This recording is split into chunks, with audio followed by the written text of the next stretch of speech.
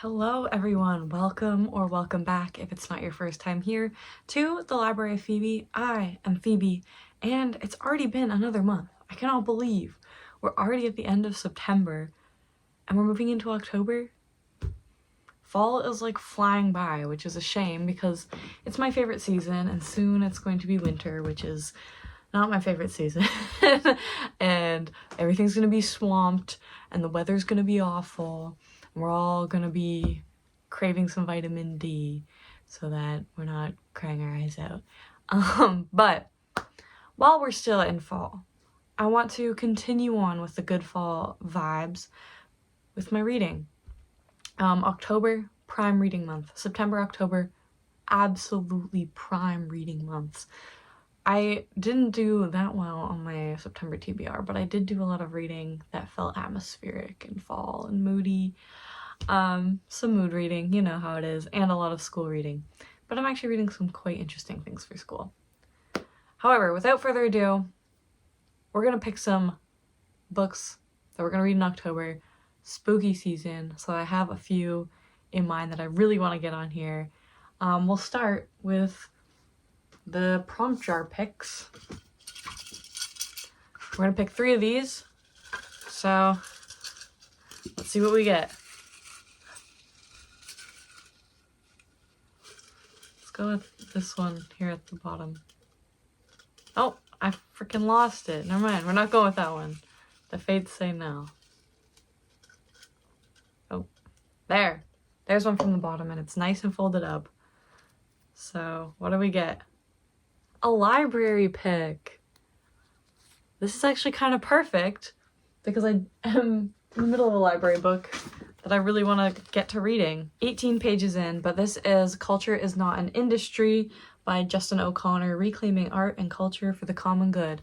That doesn't sound very like fall reading, but it is, I feel like, academia, and this will inform some future research I'm doing. So I think in that way it is fall. It's an academic pick. This is basically, here, I'll just read the back to you.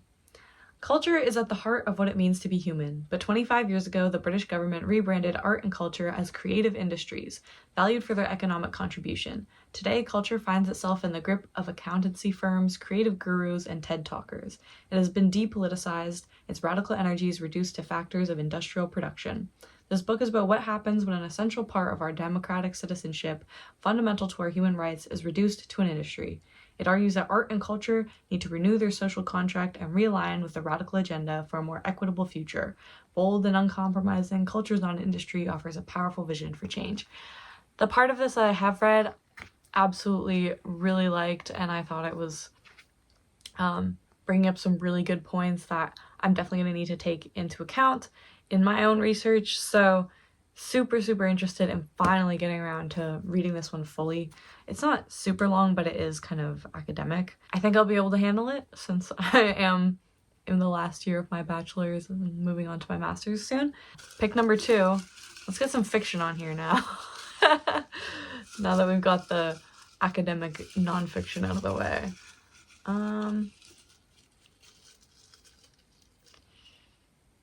Let's go with this one. Oh my gosh, I have 2. We're going with this one though. This is a paperback. That one's a pretty, like, basically a free pick as well. But you know what we're gonna do? We're just gonna straight off the gate get my book club pick on here. This October, me and my book club are reading Carmilla by Sheridan. I don't know too much about this, but I know that it's very short, so I feel like I don't need to know that much about it. Basically, toxic lesbian vampires, which was the tagline to Bury Your Bones in the Midnight Soil. This predates Dracula, actually, as a vampire story, so I'm excited to see what the lesbian vampires are up to back in the day, since I have now read a modern version of toxic lesbian vampires. This, I think, will be the perfect atmosphere. Nice and short. I can just like light a candle, get a nice cup of tea, and be scared by it. Or maybe not so scared by it. Maybe very intrigued by it. We'll see. Okay, third and final pick. From the jar, that is.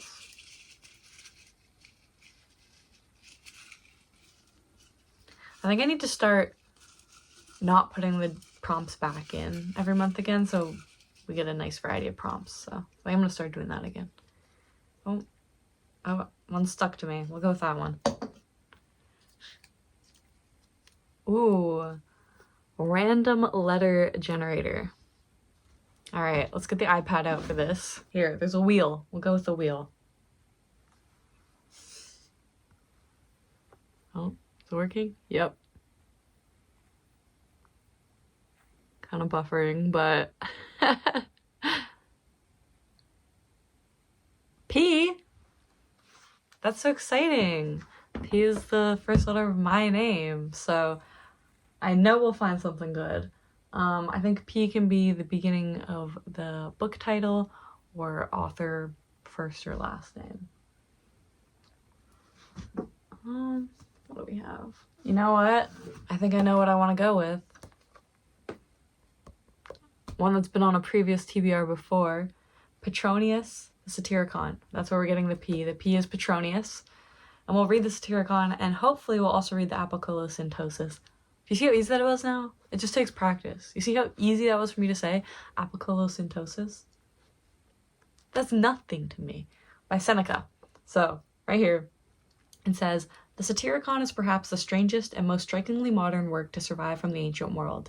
In it, Petronius brings to life for us the courtesans and the legacy hunters, the pompous professors and the dissolute priestesses, and above all, Trimalchio, the archetypal self-made millionaire whose pretentious vulgarity on an insanely grand scale makes him one of the great comic characters in literature. Included also in this volume is the apocolocyntosis, a malicious little skit on the deification of Claudius the Claude, designed by Seneca to ingratiate himself with Claudius' successor, Nero. I love this little edition of it, the older penguin black spine, and I actually have this guy tattooed on my arm right here because I love him a lot, and I saw him when I went to Naples Archaeological Museum. Excited to finally read this one. I think this one's been on the TBR like twice before. I swear this will be the last. We have a pretty short TBR this month, so far, fingers crossed, so far. So I think hopefully we'll be able to get to this, even with all my midterms and stuff coming up. Okay, so the next portion of our TBR here is random number generative pick, which means we go to a list that I have on my iPad of every single book from previous TBRs that I have not read, right here, and we're at 23 on this list. So I'm going to ask Siri to pick a number between 1 and 23, and whatever it lands on, that's what we're reading. Kind of scary. There's some big ones on here, some chunky ones. So let's see what we what fate has in store for us. Pick a number between 1 and 23. It's 23. We got 23. So fate is on our side today because 23 is one that I wanted to get to last month and didn't end up being able to get to. But it's a campus novel, a perfect fall reading novel. Like, the stars are aligning for October. It's Lucky Jim by Kingsley Amis. So this is Jim Dixon has accidentally fallen into a job at one of Britain's new red brick universities. A moderately successful future in the history department beckons, as long as Jim can survive a magical singing weekend at Professor Welch's, deliver a lecture on Merry England, and resist Christine, the hopelessly desirable girlfriend of Welch's awful son Bertrand. I've heard that this is funny, fun, comical, maybe a lighter academia kind of book, so that we can break up like the really atmospheric vibes with something like this. I am super interested in reading this. Actually, last year, my campus novel, I didn't end up reading till October as well. I picked Stoner for my September TBR and then didn't get to it until October. So I really do think I'll get to this one in October. Again, not a very long novel, and I feel like it won't be too demanding of me, because I think it's 1950s. I don't know. It's one of these Penguin more modern classic editions, the silvery ones instead of the blue ones. So this one, super interested in. I say that every time. Super excited, super interested. It's true. I love reading. I can't help that I'm passionate about it. That leaves us with 2 free picks. Because I do have like a little inkling towards what I want to pick for these 2 free picks, but I'm just gonna make sure there's nothing else that's like calling my name. Actually, maybe I'll save one of them for later and pick a different one. I don't have any poetry, but that's okay, because I am reading poetry a lot for one of my classes. So I'm still getting some poetry. You know what? Okay, first I think we're going to go with Maurice by E.M. Forster. I just got this one, so I want to read it while it's still like prime priority. This is a tale of bravery and defiance. This intensely personal novel was completed in 1914, but remained unpublished until after Forster's death in 1970. A founding work of modern gay literature, it tells the story of Maurice Hall, a privileged young man who finds himself increasingly attracted to his own sex. Through Clive, whom he encounters at Cambridge, and through Alec, the gamekeeper on Clive's country estate, Maurice gradually experiences a profound emotional and sexual awakening. Maurice offers a powerful condemnation of the repressive attitudes of British society and is at once a moving love story and an intimate tale of one man's self-discovery. Sounds like something right up my alley. If you saw my recent birthday book haul, I talk a little bit more about this. Oh, I have 2 bookmarks in there, that's why. Yeah, I talk about this one a bit more in my recent book haul. So check that out. I'll link it. And yeah, I really want to get to this. I love my queer literature, especially the classics from the older times when it was maybe a bit more hard to write about such things. I read Queer by William Burroughs this year, and that's one of my favorite works. And that one was also not published till much later. I think also in the 80s. I think this one was ended up being published in the 80s, even though it was written in 1914. So hopefully, I don't think it'll be the same vibes as Burroughs at all, but hopefully it'll give me some of the same feelings, invoke some of the same feelings. And this one is also kind of an academic, perfect for fall read. I mean, look at that cover. Even that cover to me just screams fall, October. Yeah, I think that's a good pick. And then I'm really torn between 2. We have Frankenstein, the 1818 text by Mary Shelley, and Orlando by Virginia Woolf. But I have already read Frankenstein, not the 1818 version, and I think I actually kind of want to save this one for November, weirdly enough, because normally you'd think Frankenstein, you'd think Halloween, but I don't know, to me this talks more, I think, to the bleakness of November than it does the like still kind of joyous fall of October. So I think we're gonna save this one for November. Maybe I'll even put it as a book club option. And instead, we are gonna go with Orlando by Virginia Woolf. I've been really wanting to pick up a Virginia Woolf novel, and I also realized that we don't have very many women authors on my current stack. So I have to remedy this. Look how beautiful this little edition is. I picked this up used. Perfectly yellowed pages, but the font is still amazing. I like the secondhand book gods. They're always looking down on me and always blessing me. I can't help it. I'm so blessed. So this is what this book's about.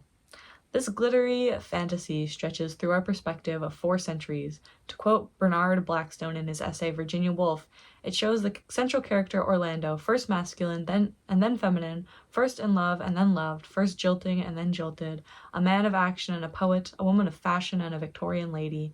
Through the eyes of an English aristocrat with both literary and philosophical talents, we see a brilliant panorama of a changing society. I believe this is like As You Like It by Shakespeare, which I saw an adaptation of in July. I think it's like that. Like loosely inspired, not really like a retelling or anything. But I can't help but be interested in something being gender bent, being a little bit queer. What can I say? Queer. I like reading queer. Of course, Virginia Woolf has to come through with some of that. As a non-binary person, I think I'll find some resonance in this. And again, it's from like a bit of an older time, which is kind of interesting to analyze, maybe what queerness had to be subtext and what queerness could be kind of more forefront. And this will be my first actual Virginia Woolf. Maybe that's a bad idea. Maybe this is a difficult one to start with, but you know what? I don't care. I might as well dive in head first, get from it what I can, and if I find it too difficult, I can always revisit it later, you know? It's not the end of the world. Reading, it's fun, and it strengthens you, and you can always come back later when you are more strong to a book that you may have felt too weak for. So this is the last pick number 6 for the October TBR. I think we have a fantastic freaking TBR here. Let's go through what each of the books are. We have Cultures on an Industry by Justin O'Connor for a library pick. Then we have Carmilla by Joseph Sheridan fanu for a paperback. And then we have Petronius, the Satyricon, and Seneca, the apocolocyntosis, for a random letter generator when we got P. Then we have Kingsley Amos Lucky Gem for a random number generated pick from my past TBR fails. Then our 2 free picks, we have Maurice by E.M. Forrester and Orlando by Virginia Woolf. Look at this nice, manageable stack. October wants me to read good. Thank you so much for watching. Like, if you like this video, more TBRs always on the way, and more videos in general, so you're gonna want to subscribe. Comment if you've read any of these books, or if you think I got the vibe completely wrong and this is not October at all. Tell me what I should be reading in fall and October. Did I make a mistake not picking Frankenstein? Do you guys agree that Frankenstein is actually more of a November bleak fall than joyous fall pick? Argue with me in the comments, or agree with me. I love being agreed with. Subscribe so I can see you again, and then I will see you next time on the Library of Phoebe. Bye.